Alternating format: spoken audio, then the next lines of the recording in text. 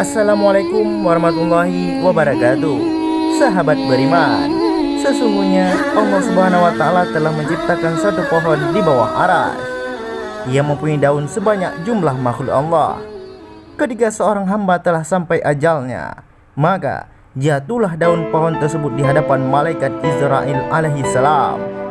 Namun dalam masa 40 hari sebelum ajal seorang tersebut direnggut, malaikat Israel pun sudah tahu yang bahwa dirinya akan diperintahkan untuk mencabut nyawa pemilik daun tersebut.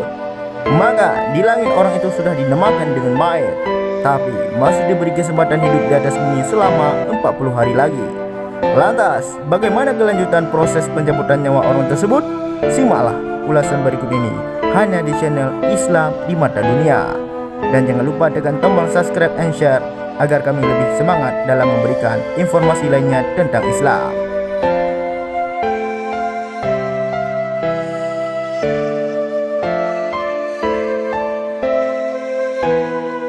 Secara biologis, kematian merupakan berhentinya proses aktivitas dalam tubuh. Biologis seorang individu adalah ditandai dengan hilangnya fungsi otak dan berhentinya detak jantung, dan berhentinya tekanan aliran darah, dan berhentinya proses pernafasan.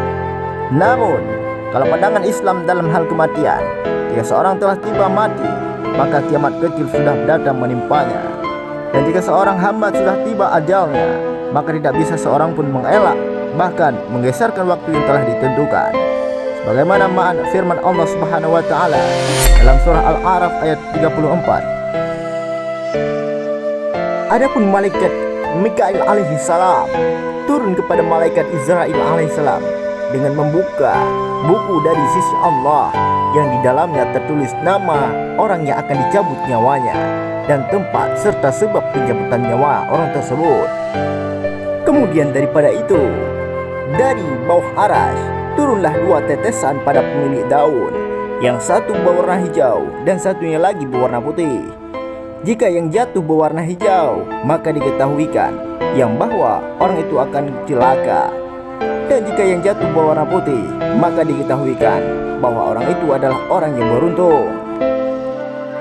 Kemudian diceritakan dalam satu hadis, ketika Allah Subhanahu wa Ta'ala yang akan mencabut nyawa hambanya, maka malaikat maut mendatangi hamba tersebut pada mulut untuk mencabut nyawanya.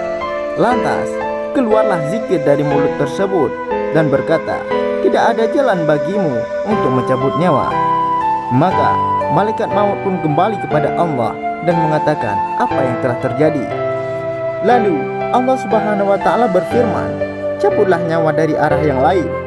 Maka datanglah malaikat maut pada sisi tangan, dan tiba-tiba keluarlah sedekah dari tangannya, seraya berkata, tidak ada jalan bagimu, sesungguhnya dia bersedekah dengan aku. Dan malaikat maut pun datang dari berbagai arah untuk mencabutnya, namun tidak ada cara untuk mencabutnya. Kemudian Allah Subhanahu wa Ta'ala berfirman pada malaikat maut, hai malaikat maut, gantunglah namaku pada telapak tanganmu dan perlihatkanlah pada ruh hambaku. Setelah itu pun ruh pun keluar menghadap Allah Subhanahu wa Ta'ala. Wallahu a'lam bishawab. Sahabat beriman, jangan lupa subscribe and share, karena sebaik-baik manusia adalah yang bermanfaat bagi orang lain. Yang baik tua nu subscribe ya. Ya, nu bantu 3 yang mana?